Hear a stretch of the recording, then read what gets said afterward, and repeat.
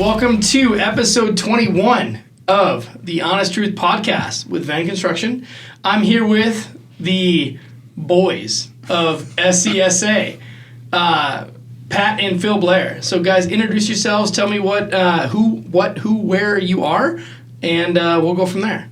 Well, I'm Phil Blair. I am the CEO of Surgery Center Services America. My twin brother, Patrick Blair, better looking one, is president, and he runs a warehouse. So I'm front, he's back.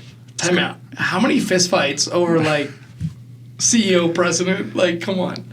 There was a little bit of a battle, but he bent the knee and understood that I was number one. Fair. The amount of drywall that my brother and I broke growing up, it was countless. And eventually I think we grew up and just learned to give in to each other's strengths, which I have a little bit more than him. So we just figured out that president and CEO, it's pretty much the same. It's a family business, and it's he and I trying to take this to the next level. Yeah. So yeah, it's kind of an interesting story. So our father, who is semi-retired, he still hangs out and pretends to tell us what to do, but in reality, we're running the company and taking it to the next level. It's a great American story. I mean, we all from the Pacific Northwest, right. Washington, and back then, if you grew up there in the 70s, you were basically either had the Vietnam War, that was you were going to get drafted, or you wouldn't got jobs. Right. And so up there, it's obviously timber is a big industry before that all disappeared essentially. So he was a 25-year-old guy who got out of the University of Washington, got sent to work at where was it? Weyerhaeuser? Weyerhaeuser was just like the Georgia Pacific on the East Coast. Being a 25-year-old kid telling a bunch of union guys who were in their 50s what to do, which World War II vets, yeah. Yeah, he learned real quick how to manage people and how to get things done, and he really took that mindset into doing transportation, and then eventually in the 80s, healthcare, we just come out of all this high inflation, and Reagan was passing all these regulations, and it was creating this opportunity. And, at that time, there's basically one or two surgery centers, maybe, right. Depending whether it was Arizona or Texas, whatever liar you believe, which is the first one. I think it's Arizona. Little tidbit, the very first surgery center in the United States was here in Arizona. Yeah. 1975. I mean, that's the lore, right? The folklore is the very first surgery center. So Arizona's the birth of the surgery center, right? And that surgery center compared to what you could have now is drastically different. I'm sure they had bathrooms in the ORs. It was not up to our modern code. Doc takes a break halfway through. Exactly. Hang on 1 second. Yeah. So I'll be back. But, he was an ophthalmic administrator. And so he was helping his doctor implement cataract surgery. And back then, the reimbursement rates were, plus $2,000. The golden era of the cataract world. And once Medicare came in and essentially cut it in half, there was a huge panic. What do I do? Right. And, my father took the initiative and was able to come up with this concept for a very low-cost ambulatory surgery center for the ophthalmology world. So they're one of the first, I would say, specialties that got essentially shoved out. Yeah. Either at the hospital or wherever they're doing procedures, because they just lost half of their revenue right there on the ability to bill facility fees. So, he built one for his doctor, and then his doctor's buddy needed one, and so on and so forth. So it kind of just turned into this doctor's buddy, like a term nobody's ever heard before, right? Yeah, well, exactly. These doctors, you're spending a fair amount of money in creating a nice product. Yeah. You want to show it off, right? So you're going to bring your golfing buddy over 100%. And say, "Hey, where's your surgery center?" And it's your peer. Yeah, always your peer, right? Where's your LeBaron, Freddie? Right? Yeah, same deal. He knows. We know that reference. Yeah. So he kept just doing ophthalmology. So it was just a one-man show. You get in through the 90s. This is still internet's kind of figuring out its way into the business world. But, back then they were faxing floor plans and I can't even imagine. You had one of the big, for the older people, the big old cell phone, the Motorola, the brick, if you will. Took up the whole trunk of my car. He had a whole briefcase just for the phone. And he would walk around, talking to his doctors or the architects or contractors. Right. And, we kind of got very lucky that ophthalmology is one of the specialties that really goes in and is forward thinking in terms of implementing new procedures, techniques, technology. They're really the forward industry or specialty in this industry. Over time, Medicare rates kept going down on other procedures. Other hospitals and surgery centers were looking for their best bang for their buck. And in order to do that, you go for the, cardiology, spine, orthopedic procedures, the urology, pain management, gastroenterology, these more volume-based specialties where you got to do a ton of procedures to make the same amount of money if you were doing like one case. Some of these other specialties, they got forced out. So now you have a need for these doctors, one, to go do procedures somewhere, and two, the population is growing. We're a very unhealthy country. It doesn't matter what happens, or who's the president, if we're in wars or no wars or whatever. You still need your cataract surgery. You still need a total knee replacement. That need doesn't disappear. So I wouldn't say it's necessarily recession-proof, but we're kind of in, there's no big lulls and big highs. You're kind of just easy going, and as this new generation of boomers coming in, it's going to just put even more emphasis on and stress on the industry. So it was just a big push where now my father, and we've been around this company our whole life. So it was essentially my father and my mother. Running around the warehouse, little kids. Yeah, just running around, just like punching each other in the face all the way through. Destroying the drywall. Tell that doctor to do more procedures at 10 years old.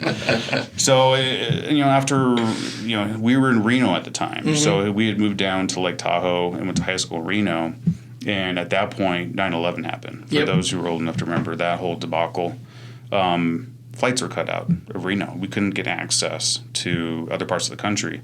I mean, at that time, our father was traveling, I think, 250,000 miles one year. Come on. With United, Because it's not the level of what we are now. It was him. He had to do all the traveling, all the site visits, manage the construction, all of it. And to add to Phil's deal, I mean, we were building in every state still. So you can imagine flights from Reno to New Hampshire, there's not many. So you would always have to fly to San Francisco. And as soon as 9/11 happened, 50% of the flights were cut. So to add Phil saying, he was put in a position that he needs to get somewhere that is a big airport hub, and it was either going to be Dallas or Phoenix. And so, of course, in classic fashion, let's come look at Phoenix in February. This is not too bad. We'll be okay. It's like, we're not here in July. They said it's hot. What's the big deal? And then July came around. We learned real quick. But having lived in the rain and the snow, 120 degrees, I'll take that all day. I'll shovel heat. Doesn't matter. So from there, we went to college up in Washington. We came back, and 2008 had just happened, and so the whole world was in basically kicked in the teeth, and there's kind of everyone's analyzing like, what is this industry going to look like? And it's still a lot of inadequacies with the hospital system reimbursement rates, with the surgery center reimbursement rates, and forever the lobbying group ASCSA has been trying to help get the same basket of goods. So we tie our inflation rates for reimbursements to the same level of hospitals. So, I mean, they can spend money like drunken sailors as long as they just keep revenue coming in. While when you're doing a surgery center, I mean, their interests are not aligned. You have a CEO at the hospital. He's an employee. He's never going to understand what it's like to run a small private business, which that's what the doctor's doing. 100%. He's got his clinic component, what he's running, and now he's, taking the time, effort, money, risk, and millions of dollars to put the surgery center project together to maximize, obviously to make, money, but deliver better results for the patients, more cost-effective approach. More access, depending on where you are. And sometimes it's not even about the money. It's just purely trying to give back to the community. You could be in a small town of 10,000 people and the closest hospital is an hour away. Like, what do you do for those people? So it really depends where you are in the country. But, as we came back, these projects are not just ophthalmology anymore. I wouldn't say it was kind of cookie cutter straightforward, but it really was. It was very low cost and simple and something that my father could just manage on his own. But then other specialties coming out, especially when you get to ortho or spine or stuff like that, it's a whole nother level, way more complex. But at the onset, nobody wanted to do more than ophthalmology out of the hospital, right? So I think as time went on, sophistication grew, and now all of a sudden we're like, okay, we can do cardio outside the hospital. We can do spine, ortho outside the hospital. And I think, maybe when Dad was doing that, it was like, we're okay with ophthalmology, right? I'm not gonna run into somebody's heart outside of the hospital, right? So I think sophistication and science grew with that too. So that's probably part of the time lapse, right? 100%. Yeah. And part of it, the general kind of rule is, if 90% of the cases are done in a surgery center and you have less than 10% that are transferred back to the hospital for complications, then that's kind of, okay, we can put this in a surgery center. But I mean, just in the past 7-8 years, I mean, if you would have told me you could do total joints, get your knee replaced in a surgery center. Like all these things in a surgery No way. No way. You're in a hospital for 5 days. And would you sign up for it? No. Right? It's always like, would I sign up for it? There's no chance. The pacemakers, all that kind of stuff. The techniques, just being less invasive, and the technology and scientific medicine, the equipment, all of that is a whole nother level. I mean, you get your knee completely replaced and you're walking in 30 minutes and you're leaving in an hour. And I would argue, so the sophistication you guys would have seen as kids, based on the sophistication you see now in the centers you complete, chisel and a hammer 20 years ago. 100%, right? Now it's all photon I would add on lasers. that. I mean, just around the world. Obviously we develop ambulatory surgery centers in the United States. We've dipped into Canada a couple times. America gets kind of a bad rap for the high costs of healthcare. But if you're the king of Tunisia, and you need your total knee replacement, I'm telling you, are not doing it in Tunisia. Coming to New York. Yeah, 100%. You're going to go to You're America. going to go to Mayo in Minnesota, right? You're you're going to have a procedure done in the States. Correct. Yeah. So there's the insurance part as one issue that's still, it's a constant battle on how to get the correct rates, publish these rates. The hospitals are required by law to publish their rates, but there's a very minimal fine that's in that statute, and they just pay the fine. Yeah. And so, consumers are... Ooh, you got to dig on that a minute. You got to dig in on that a little deeper. So there was, and I'm trying to remember, I think it was a couple of years ago, as part of, we got very lucky because during when President Trump, his human health secretary was Alex Azar. And so, which is really important for us because we actually developed his father's surgery center about 20 years ago. Really? Yeah. That's random. a fun random fact, right? He was a gastroenterologist. GI guy out of Maryland. Yeah. Somewhere in Maryland, I think like D.C. area. And Alex was just an attorney, a low-level attorney at the Medicare HHS. So over the years, obviously, he had the opportunity to see forefront like what his father was doing. His dad probably paid for his college education from the surgery center. So he's just like, oh, wow, well, I guess you can generate money from this. But he was able to see the kind of healthcare that he could deliver through the surgery center. Outside of the hospital. Outside of the hospital. Yes. And really, it's all about site of service and where you can put these procedures.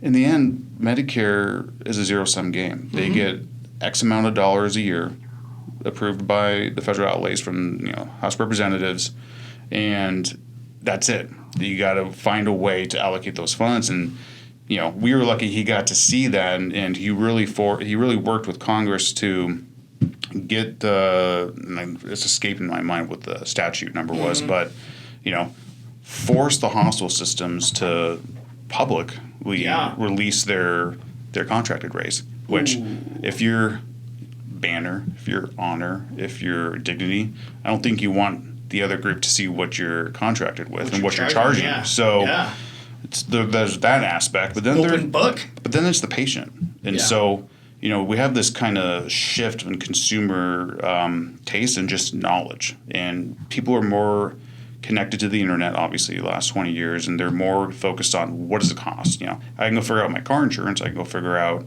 what it costs for a house. Anything they can figure out. Anything.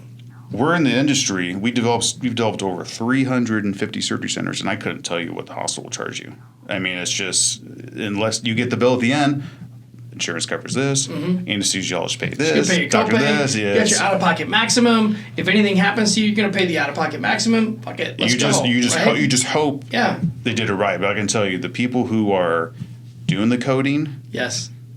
not the most highly educated individuals, but the people in AR collecting the money, they got MBAs from Harvard. So they're the smartest people in the world because they want to get that money. So it's a constant battle. And so Alex was able to see that when he was at HHS, and it's really applied pressure on Congress. Wanted to get that statute, but there's a fine. Gosh, that's such a horribly political statement that you just made. Unbelievable. So one-sided. Yeah, I mean, it's just common sense, right? There's the government. There's no common sense. There's a lot. There's nonsense. It's not a pure game. The hospitals can charge that whole amount because they've always said for years by law we have to take the uninsured. Right. You get hit by a car, you don't have, which I think can't is leave right. people laying with injuries on the side of the road. I mean, you can't, So but that CEO and the insurance companies, they figure out their own little formula that, well, if we can charge this $1,000 procedure and charge $10,000, we can cover our costs, which I understand to a certain degree, but you shouldn't be gouged, and you don't find out that price till later. So you thought it was going to be a $20,000 procedure. Now it's $60,000. I mean, you have your own life, your own problems, your own bills, debt that you have to handle, and now you're in a sinkhole that you're never going to get out of. And that's some of the benefit of doing a surgery center. Right. 50% less to do that same procedure in a surgery center than in a hospital. You're just moving it. And it's a safer environment, less staff. You're not going to get some flesh-eating virus in the hospital. Nope. It's the route our healthcare needs to go. And I kind of foresee the future where, we have about 6,000 ASCs in this country, and we need about 25,000. I mean, we need more doctors, more nurses. That's a whole other issue. But the hospital system, it's a very archaic World War II mass casualty type setup. A lot of beds. They're not there to make, best bang for their buck because they get an unlimited budget pretty much. But when you push all that to a surgery center, the hospital is pretty much going to be your level 1 trauma stuff. Gunshots, car accidents, stuff like that. Because of the science and the technology that's happening, 90% of stuff is going to be done in a surgery center. I mean, cath labs are the next big gold rush, and ablations are coming. Yep. Well, I would add on top of that, I was kind of talking about the patients being more aware of their selection. The hospitals, again, they'd rather pay a fine than be price transparent on what they charge. Can you imagine like a price list at the entrance to the hospital? Like honestly, in America, there should be one. There should be like at McDonald's when you walk in. There should be like a price list of everything that you're going to pay. Hospital systems are one of the top 5 lobbyists in this country. They donate to everyone so they can get anything they can get passed and to cover themselves as much as possible. They don't want that information out. We've done some projects where we've had a billboard out there. We charge. It was so good. We charge total knees for this price, and this hospital's going to charge that, and it's just like it's right outside the little. So I hear lower prices. Yeah. And my brain goes, oh my gosh, the doctor's not going to make as much money. But that's not even close to true, right? Absolutely. So talk to me about how that makes sense for a doc. So the whole, I would call structure of this industry, the doctor gets to essentially charge, to make it simple, 2 bills. You go in, you have a torn ACL, your cataract needs to be done in your eye. You're going to go into his clinic, and he's going to diagnose you. Oh, yeah, ACL is definitely torn. I need to get a procedure done. Right. Or you need your cataract done. Now the question is, where will this procedure be done? In the old days, Mary Jo, go down to the hospital with all the sick people and get your cataract done. Yep. And get sepsis while you're in there, some sort of weird disease. Or you go to Dr. Gupta's facility down the street that he's an owner. So whoever owns the facility gets to charge a facility fee, a fee for you to come to the surgery center, hospital, whatever, to have your procedure done. So you got to think about a doctor. What does his life look like? He's been going through school his whole life. He's going through residency. He comes out. He's got a lot of debt. He's got to pay back. And he's got the twinkle in his eye, I want to give back, whether it was financial reasons or just giving back to the community, healthcare-wise. I don't believe that anybody goes through the rigmarole of wanting to be a doctor without being a good human at some level, It's the right? Hippocratic Like Oath at for a some reason, level, yeah. there is a desire, there is a need, there is a want to give back at some level. We joke in our office, love doctors, hashtag love doctors. They are our most difficult clients. Right? 70% of our clients, by the way, are doctors. Our most difficult clients. We continue to perform a business that deals with 70 to 80% doctors because I believe at their core they are like good, great, people that really their intentions are where they need to be. It's a vital service that, for whatever reason, it's in your face, but it never gets addressed in terms of just the costs and legislation and just the regulations in general. It's everyone gets touched by this process, and really, COVID kind of brought everything to the forefront, in my opinion. I used to make the joke back in the day that, if you go to the hospital and have a procedure done, you're going to get Ebola. A couple years ago, 2 people came from Texas, and we're all going to die from Ebola. Now everyone has seen COVID, it's in your face, literally wearing a mask in your face. That just helped kind of push a lot of doctors. I need to get out of the hospital and go do a surgery center. I'm being regulated within my own confines. Like I can't perform surgery when I need to perform surgery because the hospital is dictating when I'm allowed to work. And guess what? During COVID, you still need your procedure done. So there's a lot of people who are struggling. But it wasn't essential, Phil. It wasn't my knee. I can't walk, but my knee replacement is not essential. Apparently it's elective to have be able to see in the state of New York. But it's true. I mean that's what happened. All those hospitals turn into COVID wards, and I mean you're not going in there to have a quadruple bypass surgery. You're going to get your tennis elbow taken care of. Little stuff that it does affect your life. It got excessive. It got to pacemakers and stuff that I'm maybe going to have my heart shocked if I don't have this pacemaker put in. But you know what? Not essential. Yeah, not essential. But you can get your pacemaker in an ASC. That's not a problem. So these doctors, kind of back to your original question about, so you kind of got these 2 buckets of opportunities to bill and make money. And so if it's done at the hospital, it's in an HOP department. So it's a hospital outpatient department. Essentially, they're a little mini surgery center inside the hospital. And, they get hospital rates to do it. Which is essentially 50 cents higher than the surgery center. So it's still cheaper than the hospital, but it's still 50% higher than a freestanding ambulatory surgery center, which, and guess what? They run it like a hospital because that's who they are. So it's not like you're bringing in an ophthalmologist or outpatient staff to come in and run this facility efficient, lean and mean. No, they run it like the hospital. And so it ultimately always fails. And so we get calls from doctors saying, hey, I would do my procedures at this HOPD hospital. I need to do my own surgery center. So you have this whole bucket of doctors, kind of back to the lifespan of their education, have all this debt. And I wouldn't say they necessarily get sucked into the hospital world, but it's necessary. They have to go there. They have to see. There's probably have to be on call, see patients. For the more level 5, level 4 anesthesia procedures. They literally tell them you're gonna work here 10 plus years. We'll pay off your student loans. I mean, when it's $500,000 plus, that's pretty attractive. And there's a certain allegiance. They're getting their first real job. So I mean, they feel like they owe a little bit to the system. Yeah. But the smart doctors figure it out real quick. They call us that they don't get in that little rut, but it's the ones that 20 years later, they're like, I wish I would have called you. I mean, 10 years ago. Yeah, we'll get doctors, and you have a whole batch of younger doctors, just our generation as a whole. Yeah. If you want something, what are you going to do? I'm going to go look on the internet. I'm going to Google.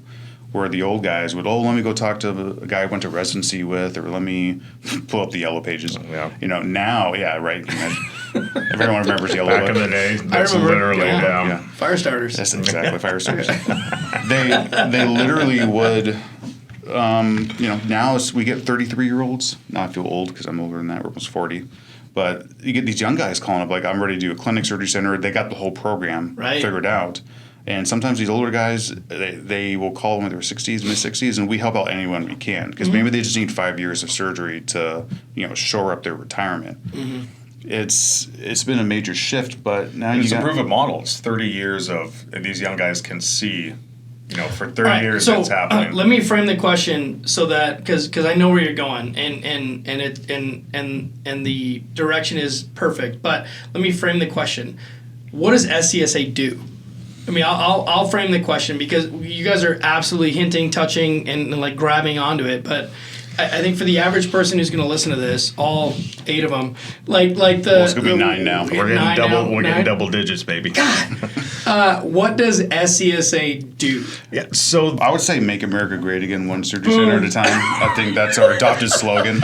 and growing up, and it's a good question because I mean, even growing up, your friends ask, what do your parents do? Yeah, and they say, well, my my dad builds makes ophthalmology centers. I don't know what he does. I mean, that goes right over people's heads. What is ophthalmology? Is there an H? There's an H. No, you don't need cataracts yet. Don't worry. Yeah, you'll get maybe there. an ear guy. Ophthalmology. There's like 2 or 3 silents. It's Greek, so that's why you have some weird lettering.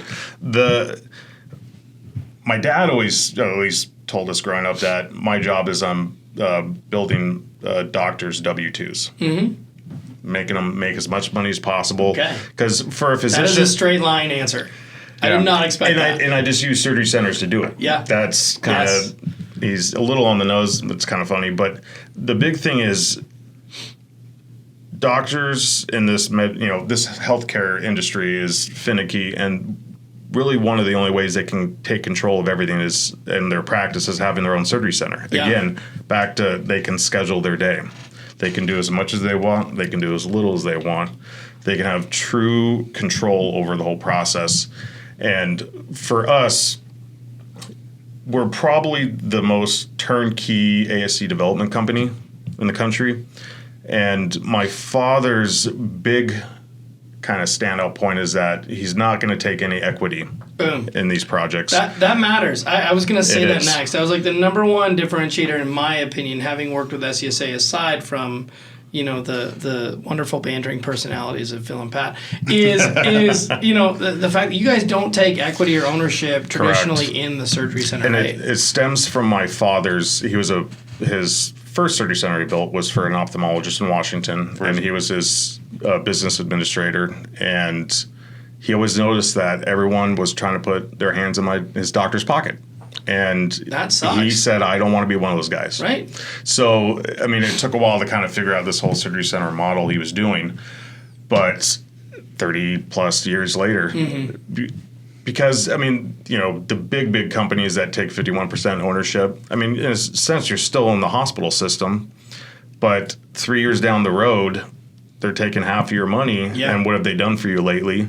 And those models, most of the time, after that 3 or 5 years, they're out, and it's just refresh over and over again. Well, ultimately, they still own you, right? So yes. It's like, congratulations, you left the hospital, but you just entered a new master. And it's the 20-80 rule. There's always 20% of the leaders that are driving everything, and then you got the herd. Some people are risk adverse. They have to be told what to do. They need structure. They can't just go on and do it themselves.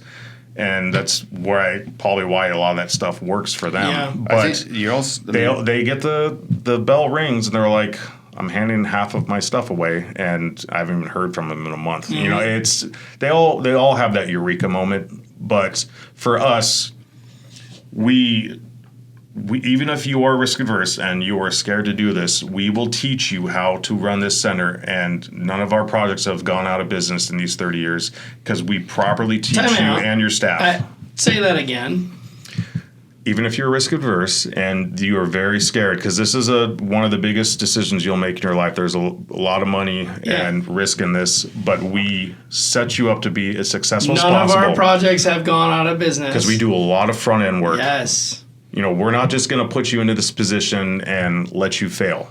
We are double, triple check everything. I was going to say that, but I didn't know if it was true, so I didn't want to volunteer the information. Yeah. But my opinion would have been that based on all of the effort that I've watched and seen and worked with you guys as you put in, my opinion would be that these guys aren't going out of business. This is not hey, I tried it for a year and then I screwed it up. And entrepreneur. And so one of my responsibilities is, I'm usually interfacing with these physicians at the very beginning, And there's some doctors who have their land already or a building, or they have no idea what they're doing, or maybe they already have a surgery center that's just another location. They come in so many different flavors and so many unique wrinkles. It's exciting for us on our end because, we're not building widgets here. And I mean, even No for you when projects you're the doing same. this construction, We've done a hand. I don't even know. Maybe 6, 7, maybe even 8 deals with you guys. I don't know that anyone has been even close to the same. no, No. Every day is different, and that makes life enjoyable. Yeah. So, but I mean, we are doing so much due diligence on the front end. So by the time, the only way these projects fail is if you don't have the surgical volume and you've not right-sized the project in terms of the size of the project. So, 10, 15 years ago when construction costs were $220 a square foot for a tenant improvement, I mean, those days are gone. I wish we could go back. But you got to help us out with that, by the way. Nope, we're not going back. Where's our discount? Even if we do go back, I'm not going back. Okay, So you guys fair can deal with enough. it. Fair enough. So, I mean, having a doctor come to me and tell me he'd love to do 6 operating room, 14,000, 20,000 square foot building when he's got the volume for 2 ORs. It should be 8,000, 6,000 square feet. I've tried to flush that out as soon as possible and set expectations. Ultimately, it's, these doctors are putting together rosier projections of what they feel that they can get. Maybe they have an internal team helping them out. But we've done this in 47 states, all sizes, every single unique situation where we lean on our experience. Like, listen, you only got 2 guys here. One guy's old, getting ready to retire. You're younger coming in. This is what's going to happen because this is what we've seen on other projects in the similar situations. And so you're looking at their projection models, and you're looking at So this is a facet I did not understand. So you're looking at all of that, but also, not to be undone, that immediately goes into financing too. So you probably finance at a slam dunk rate because you're looking at that. You're looking at that revenue model. You're looking at what these docs are doing. You're looking at what and you're probably throttling them a little bit, right? I would call it hit it with a hammer. Yeah, I think. Well, I mean, I'll admit to being guilty of it as well. In the medical industry, arrogance is at an all-time high. I don't know that there's any other industry where arrogance. Maybe F1 car racing. Where does arrogance play as Max high? is the best driver, by the way. Where does arrogance rate so high, right? So it comes with the territory. So the fact that you're throttling that a little bit, right, or a lot of it, and then but that also makes you guys a slam dunk for financing, which in my world right now we're dealing with a ton of different financing challenges from different players who are just like all of a sudden, hey, I've lived my life having to put in 10%. Now I got to put in 30, and now I'm broke. That's a good problem. And so that's a totally different model, right? Yeah. So I mean, 2 things. A lot of it starts with just the interest rates, and so, or let me back up. So on the pro forma piece, ultimately my goal as a company, and because we don't want to go into a project and mislead a client and tell them that we can deliver this, and in reality it's never going to happen. Right. Doesn't do us any good, doesn't do them any good. And ultimately our mission statement is to, obviously, as Ron would say, our father, increases W2, but on our end, we're all going to be old someday. I want to make sure these facilities know what they're doing and I can get my procedure done and not go to a chop shop down in some third world country. I think that's everyone's goal here. So I agree. So, it's understating revenue, throwing every single expenditure we can think of at the project. And I always say, worst case scenario, would you be viable? And, dear Lord, COVID provided the perfect opportunity to demonstrate that. Did. And, all of our projects, some states, they just had to sit there. They had to furlough employees and just wait, and others just kept going, and they just ignored them. And so because we do that due diligence, everything above that's gravy. And so the banks recognize that. And so, when we show them the projections, they know that us as a consulting firm helping them develop the project, they're not on their own trying to figure this out. And unfortunately, not every project calls us at the beginning. Sometimes we get called halfway or maybe at the end. And it's a very unfortunate conversation to have. We have to tell them that you didn't design it correctly. You didn't. The projections are wrong. This thing's gigantic. Costs are all effed up. Everything. Can't get a license with the state or Medicare. Right. And we've dealt with that too. We've gone into several facilities after the fact where they're like built or 75% built, God forbid. And you walk in and you find all these. It's like, guys, like we're off base here, so we got to like start over a little bit, right? So it's, and because to your kind of arrogance comment, and part of it's just the nature of the beast. I mean, you're dealing with people's lives every day. It's natural that you would adopt some of that approach, but it's having the frank conversation. A lot of these doctors are from other countries. They're not, growing up in America and being Americanized per se. And so it's understanding everyone's culture and how to work with them. And, we're very fortunate that we've worked with so many groups that, we can get along with everyone and help them achieve their dreams. And you need, back in the day, it used to just be a lot of just solo physicians. So when our father was doing it was just one doctor, ophthalmologist, that was it. Now we're doing, 6, 8, 4 10, doctors. We've done hospital joint ventures with 80+ doctors, and it's a lot of people to keep together and different a interests, lot of personalities not to being manage. aligned. Yes. And so some guys are like, I'm retiring, I want my payday. I'm younger, get me in. I do better procedures than this guy. Why does he get more money? So I mean, it's worse than managing like cats. It's managing 3 boats of cats. It's a total frat house. Yeah, exactly. Yeah. And so, but you need this powerhouse of doctors just because of the costs, and it's just costs in general. I mean, if anyone's old enough to remember, we were young, but I remember interest rates when we were in the 80s, it was like, 15, 18% due to stagflation. My in-laws still talk about it every week at dinner. Yep. And so our first house, 17% interest, $80,000 house. Like that's, the thought process, right? So correct. So because we, through the mid 2000s when they went on this zero interest rate, policy for the last 15 years, there's pros and there's cons. Pros is it's really driven a lot of development, and not even just in the healthcare industry, just all industries. You drive around, you see all these Class A buildings, they're in your face, and so don't forget about all the concrete boxes. And the concrete boxes, got to stay warm in them. Make sure they're square. Maybe square. Yeah, maybe square. You gotta Plus get or minus shareable. 80%. Yeah, exactly. And so, everyone could just go borrow millions of dollars, and what's a big deal? But now we're up to 6+%. Depending on the bank. Which is kind of more industry standards in my opinion, and it's still a good deal in the end. But when you have an $8 million build versus a $4 million build, that's a big jump. And so it's even more important we're doing more due diligence on the front end and recognizing, can they pay this thing off in the end? Yeah. And a lot of the banks, a lot of private equity, a lot of joint ventures are trying to find homes for this money that they have, that they've at least borrowed through the zero interest rate policy days, or maybe they've flipped it from a deal and they're trying to 1031 exchange it into something else. Well, we're one vehicle to help them out, but, it gets back to the ownership aspect. Everyone wants to finance a deal, but they want ownership. And I'm talking mainly on the private equity joint venture side. So, it's a hard position for us as a company. Somebody's filling a drink in the I was like, in the break room, and it's like, how much ice do we need in one drink? All right, sorry. It is hot outside. Yeah, gotta stay cold. So, now you've got these. I lost my train of thought. What was I saying? Just private equity taking ownership. Oh yeah, thank you. Sorry. In our model of so you got this private equity coming in there. Oh, I want 20%. I want 30% ownership, and I'll finance a deal and do a leaseback deal. And we're here like, well, we can get this job done without any ownership. There's a million people around this country that can handle one aspect of this process of developing a surgery center for a doctor, and whether they want ownership or they can handle that one piece, you still got to get the other pieces handled. You got to fill that gap somehow, or maybe even the hospital system comes in there and tries to do ownership, and so now you have a lot of banks who traditionally may have not, and I'm talking more like regional sized banks, have tried to go in there and finance these deals. Well, how many surgery centers have they financed? They have no idea what this concept is. They've done maybe a dental office or a clinic. If I was a bank, I'd want to be financing a doctor's deal versus like a Subway or 100%.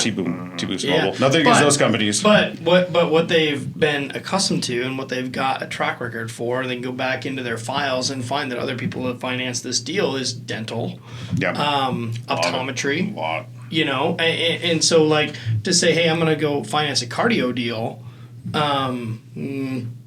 Like the average bank is a little bit skittish, right? So you guys have been able to Well, it's great to them, and compliments to Phil. He does I'm taking very that good, God, nice very good compliment job. for your brother Pat. For the internet. He He's the older brother, by the way. He gets Better looking. once a month. One compliment. His financial analysis has bridged a gap that, like he said, a lot of these bankers have no idea what this Right. is, and he can bring them along and get them up to speed so they can actually foresee what their This investment looks volume creates this type of equity, right? Correct. And that's like the bam to bam, and that. But that analysis is pretty in depth, and the advantage that you guys have aside from looks and intellect is the time and the iterations, right? Because that's really where it comes to play, is the amount of iterations that you guys. What do you say? How many surgery centers did you say? I said 350, but I think it's We're actually closer more to now. 400 now. That's an unbelievable number. We're the biggest, smallest company you never heard of. I mean, honestly, yeah. it's true. We're Right? we're kind of carved out our little world here, where it's, you're gonna always have it's too enticing for these larger companies not to take some sort of ownership.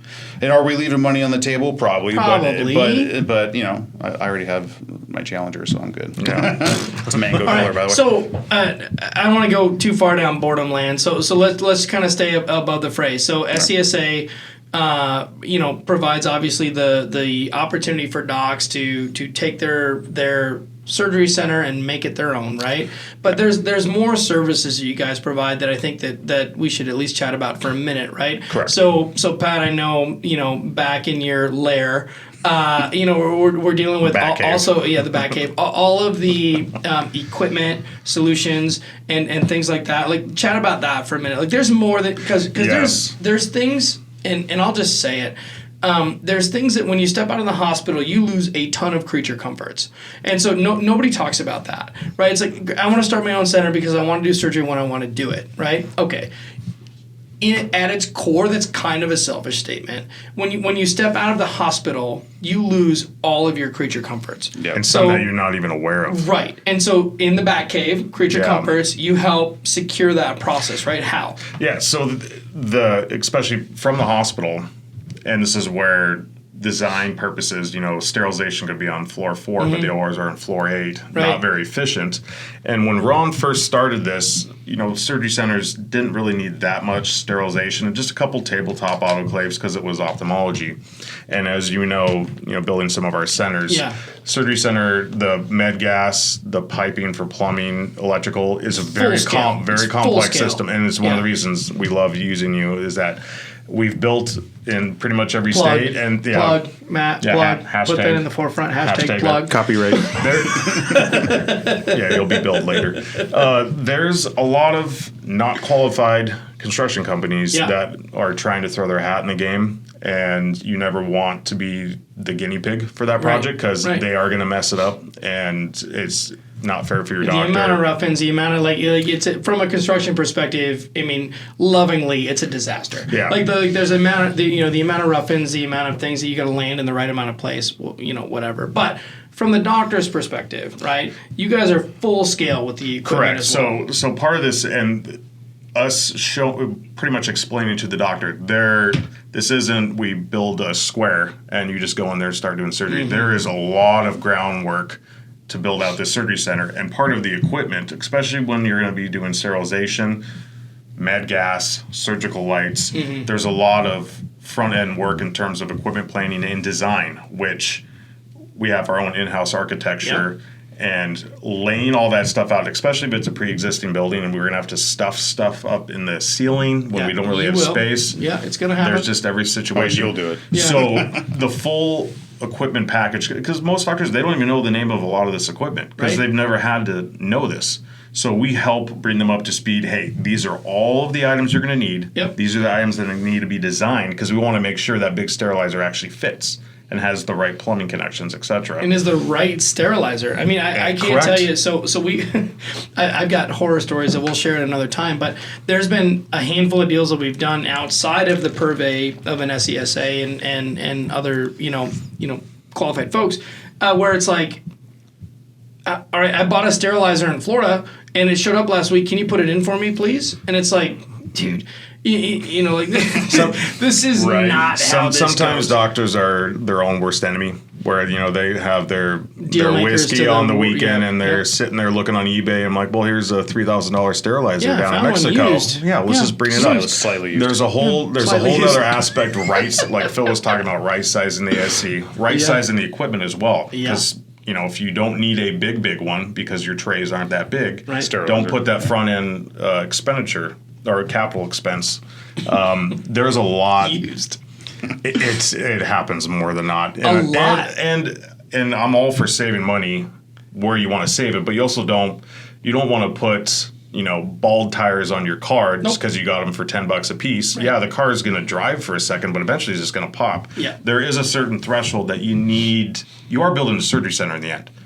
We do a good job of trying to save money wherever we can, but not at the detriment of your practice. Let's not shoot yourself in the foot here. Right. We want you to be successful. There's a careful thought out process, and I guess that's the point I'm trying to highlight. Is there's a careful thought out process that goes into it. It's just like anything else. Like, hey, can we save some money on the flooring in this room or this room? Yes, absolutely. Yeah, we can have that conversation. What's the pros and cons?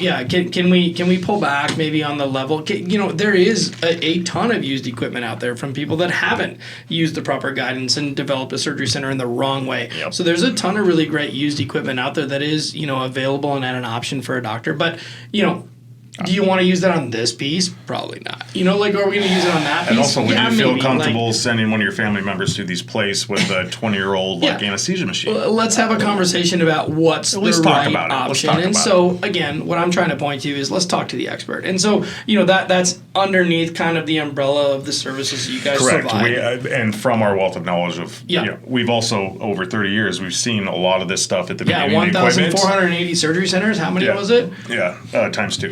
But we've seen the end of life on a lot of this equipment as well. So I've know the good stuff, the bad stuff I recommend. A doctor might just go on a website and see, a type of surgical light that he likes. And I'm like, I've seen this thing in 15 years. This is not the route you want to go. So we have a wealth of knowledge in terms of designing the project, getting you the right equipment, and proper preventive maintenance, taking care of your center for the next 20 years. And, in 15 years, when that stuff probably starts running down, call us back. We're always here for our clients. You guys, been kind of born and bred into this, but you pick up the phone in 15 years. Does that happen? Stuff that when I was in high school and middle school, we have doctors that have called back. Their sons have taken over the center and they need a new equipment. So we don't take equity, but we are always there to help our physician. Buy-ins, buyouts, equipment. They need to get relicensed. Change of license stuff, because you also do. You guys are heavily involved in the licensure too, right? So not to pull away from the. We have to. We're done with warehouse. Yeah. We're done with the warehouse. Back to the cave. Sorry, back to the man cave, not the bat cave. I don't know. How's that? I mean, exactly. What's that mean? Yeah, bat cave. I'll take it. I don't know. I'm more Marvel, but it's more fun back there, by the way. I just want that out there. Yeah, you got to go to my office more often. It's more fun. No one wants to be up front. Nobody wants to go there. Pat's office is more fun. He's got some. He's got some fun stuff. There's a reason he's not normally on video in a call. Yeah, fair enough. I am the face of the cigar company. hanging out of his mouth. Yeah, go ahead. Exactly. And those are all important pillars of the process. Yeah. And so we are vertically integrated and we handle everything. Some projects just need a couple pieces, more a la carte. But I would almost submit one of the most important pieces is the operation and licensure piece. Yeah. Because you can build a surgery center, but if you can't get a license, What's the point? It's all for naught. What's the point? Right. One of the things that it's really important that we offer. We have a great team of nurses that will go and prepare policy procedures that governs how the facility is run. And each state requires this, and it has to be massaged for the specialties and all the project specific stuff. And it's there's like 14 books. It's not like people don't understand. So I totally appreciate that. We've walked alongside a lot of docs through that process, and it's intense. And that's not something that number one, you're not going to school for that. Nope. Number two, you're not normally experiencing that in the hospital. And so to run through a licensure, specifically from like a AAA or some sort of federal board, that's tough. And that requires like the whole team to be on point. And it can be intimidating. And super intimidating. A lot of our projects, a physician might bring over a nurse from his practice to be the clinical director. But lots of times our physicians are hiring a brand new person. They might have never been in a surgery center before. They will be overwhelmed. They have no idea what to do, and that's why we're here to help. Michelle Williamson, who's the director of our license certification, she stud rock star. Yeah, total rock star. She will hold their hand all the way to the finish line and teach them how to run that center and the staff and make it a well-oiled machine. And then after the finish line, Venn compliance, hashtag shameless plug. Right. But I was gonna lean into that. We weren't there yet. But I mean, I would even say there's more stuff to do in the operations side. I mean, there's CLIA waivers, there's DEA pharmacy license. There's all kinds of contracts that got to be prepared, and during this whole entire time frame, we train the nurse to get this person ready 3 months straight. So this person is going to get a crash course, and oh my god, it's a final exam. I don't have any more. It is. I don't have And any you gotta more free availability during the day because you're just focused on this. Yes. But they're going to come outside on the other side, battle tested, and it's one of those old adages like you practice harder than you play in the game, and that's truly what it is. And so. We set up these facilities to be self-managed, and so for the most part, and once we get through the regulatory paperwork with the state, which we help with licensure and with Medicare, and we take them through the surveys. We do a mock survey before the state comes out, and then ultimately take them through the Medicare piece, whether that's Joint Commission, Triple HC, and you're Medicare certified. And we have a sister company that does EMR billing and commercial payer contracting services. Not all my projects need it, but it's available. That was kind of bore out of the old all ophthalmology. There's only so many CPT codes. There's only so many procedures you can do on the eye. Like 5. When you get to spine and all these specialties with PCA, multiple CPT codes things. per case, you can't expect Mary Sue at the clinic to come over to the surgery center. It's not fair. So Ron was able to see we get to the 1 yard line, we can't fumble the ball. This is other than the licensure piece. Billing, commercial payer contract is great. You get it licensed and you bill it, but if you can't get paid, again, all for naught times two. You guys wouldn't be able to sit here and say that the surgery center stay in business for the long term if you didn't have that piece. And so I think understanding that closure, coming all the way around to loop the circle. And I will add that there's a couple questions the doctors always have at the beginning, and one of their biggest worries is how do I get on payer panels? Because the hospital's on it, and they're worried. They're worried they're going to be, locked out. How do we do it? Have we ever? I think we've always gotten every single person on their panel. It might take a little bit longer. Just because the hospitals might, try and put their feet in front of theirs. Because that's what they want to do. Correct. Right? Yeah, I think back to my comment about Medicare being a zero-sum game. I mean, commercial payers are no different. They're trying to make money probably more so than Medicare. So, a $50,000 HOPD total knee replacement in Dallas, Texas, you can get that done for $16,000, maybe even less, $10,000 on the Medicare side, depending on your implants.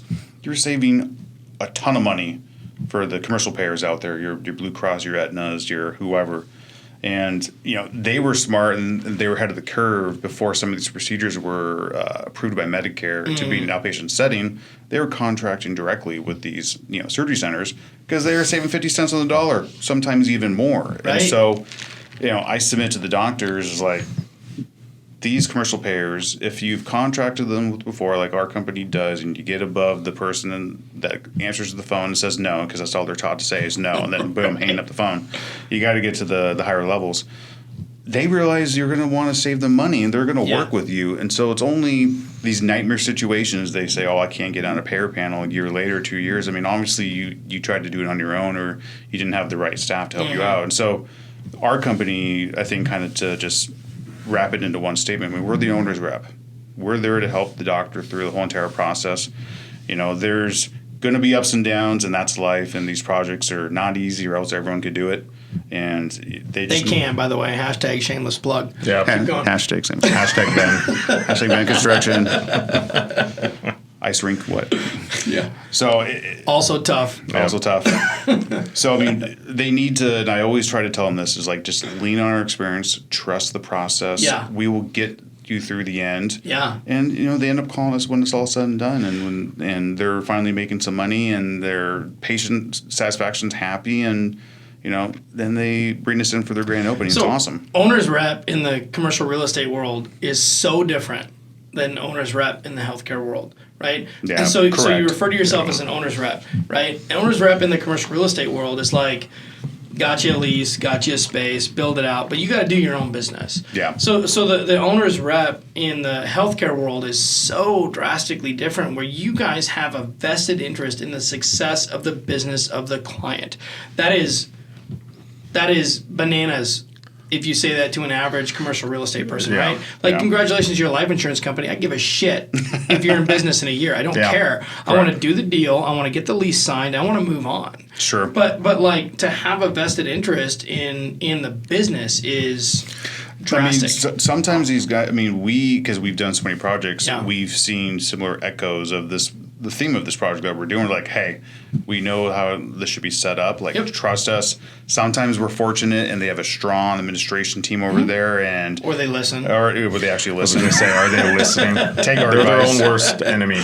Everybody is. Yeah. Just let Everybody's us their help own you. worst enemy. Or you get four groups coming together, and there's nobody in the middle to be the hub There and is a spokes. unified goal, but there's a How do we make variety that of happen? mountains on how you want to climb the goal, right? So we're getting close to running out of time, so I want to like kind of just balloon the rest of this here. So obviously initial business practice setup, site selection, all that kind of stuff, architecture, equipment, but also construction management. SCSA kind of has all of these offerings for their clients, but where do you see the future of the surgery center? Let's make that kind of our last point here, aside from any compliments you want to pay me. But like, where do we see the future of the surgery? Beautiful hat, by the way. Thank you. Yeah. You notice the hair? You gotta get going. Come on. I got it on my face. That's weird. So, where do you see the future of the surgery center? Everybody jokes cardiac. Like, is that a real thing? Like what's the future of the surgery center? Good question. So I would put it into kind of like two categories. One is the cost saving aspect, and then just access to healthcare. We got the baby boomers, and our parents are the baby boomers, and we have a huge influx of people needing healthcare, and it's going to overwhelm the system. Yeah. And I'm talking, and Patrick made a comment about we don't have enough surgery centers. Maybe. But you made a comment like we don't have enough by like 2000. Yeah. Oh, more than that. Yeah. Oh, no. We if we had another 5,000 right now, that's really what we need. And if my math is correct, we're building what, like nationwide 300 to 500 a year? Not even? You're lucky if it's two. I think during COVID, and I don't have last year's numbers, but maybe 200 on average. Seriously? around the 180 country. to 225. Around the country? Yeah, that's the nation. Hashtag Medicare. Venn has built 10% of the surgery centers in the nation. I just want that out there. Yep. Yeah, it's Hashtag Ben. That doesn't make any sense. How does that not make sense? Because a lot of it, a lot of these physicians will make OBLs, like office space. Yeah. But that's just doing. That's a doctor's office. It's a doctor's office. An actual Medicare certified surgery center. Because there's a lot of work that goes into it. You have some NASDAQ traded companies that all they do, they just come in and buy the 15-year-old center and just build their portfolio. But they're not. Well, now the systems are picking them off because they see the success of the surgery center, and now the systems are picking off the surgery. So I feel like an exit strategy for the docs is becoming get it open, then the surgery center will buy it from your. A system will buy your center from you. Yeah, a lot of PEs like 5 or 6 years ago, I think they had a lot of private equity. Yeah, private equity had a lot of money, and they found healthcare to be an enticing market to really try and invest. I mean, how many Facebooks and Googles can you try and invest in and make it work? Everybody stopped investing in office, and so you have all these REITs that are looking to dump money into healthcare for sure. But so yeah, the kind of to circle back on the facility fees. So that's been one of the main drivers, I think, for the surgery center world. For a long time, earlier in the conversation, we talked about this basket of goods being able to match up with the hospitals. I mean, just the past couple of years, we've had gigantic increases in facility fee rate, interest rate, or facility fee reimbursement rates going up. I think last year was a couple percent, maybe 2.7, which has been the most for ASCs like ever. And so they've tied it to a new basket. And so there's on the facility fee side. Remember, there's the clinic professional fee the doctor charges and the facility fee at the surgery center. That number is going up. Doctors, just professional fees in general, are getting completely cut every single year. You probably just Google, physician fees, and Medicare is cutting at 9-10% every year.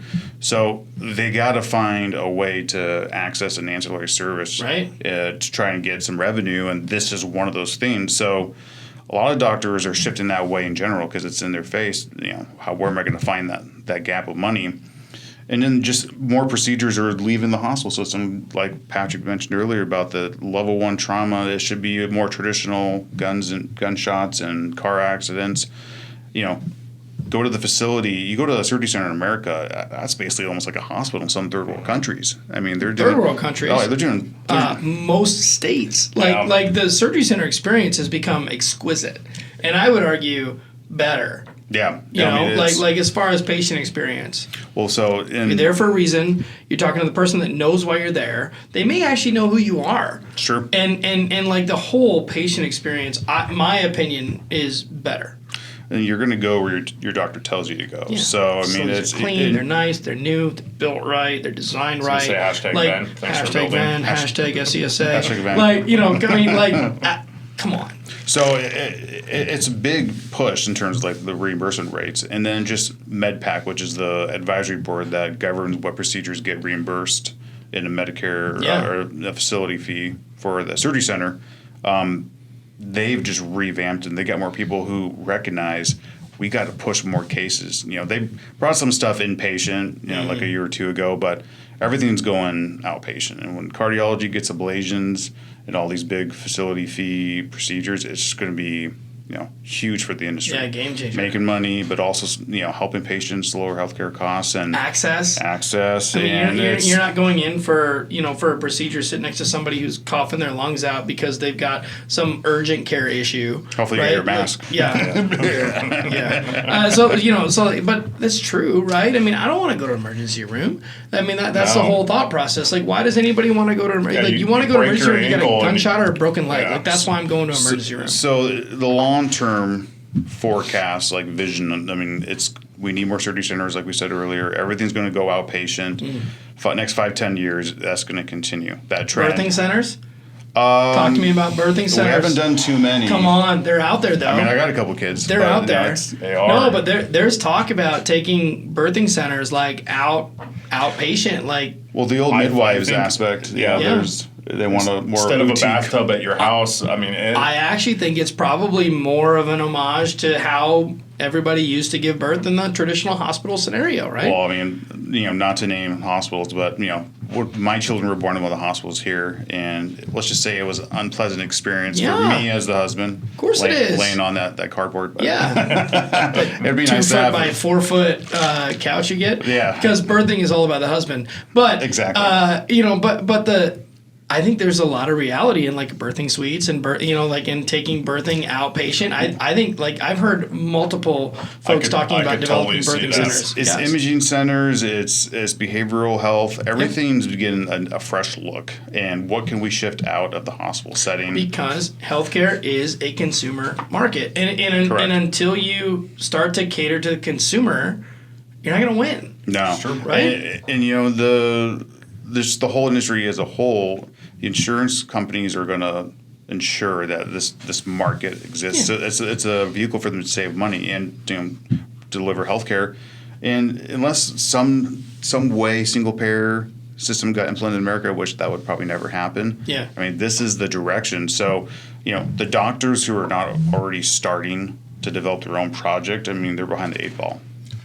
And I mean, we can't really know. I mean, we can kind of speculate, but the next 10, 15, 20 years, the thing that a doctor can only really do is build his own surgery center and have control of his practice. And that's the safest. Control your own destiny. Control your own destiny. Yeah, because right? You could be at a hospital and, next year it's shutting down. And you can't perform any knee replacements because it's not a essential surgery. The robotic world of getting robotic assisted procedures and now even this AI. I mean, but that'll all make its way into surgery centers. Oh, right? Yeah, exactly. I mean, there's no way that's going to stay exclusive into one market. It's going to go to where it's desired, and I would argue that a surgery center is going to be more desirable of a robotic procedure and or an AI type. I mean, you can situation. have AI looking in an OR and making stuff more efficient. Do this quicker, do that. I mean, it's going to be Skynet, but Yeah. we'll do the front end, the Terminator stuff. We'll Yeah. be long gone before that.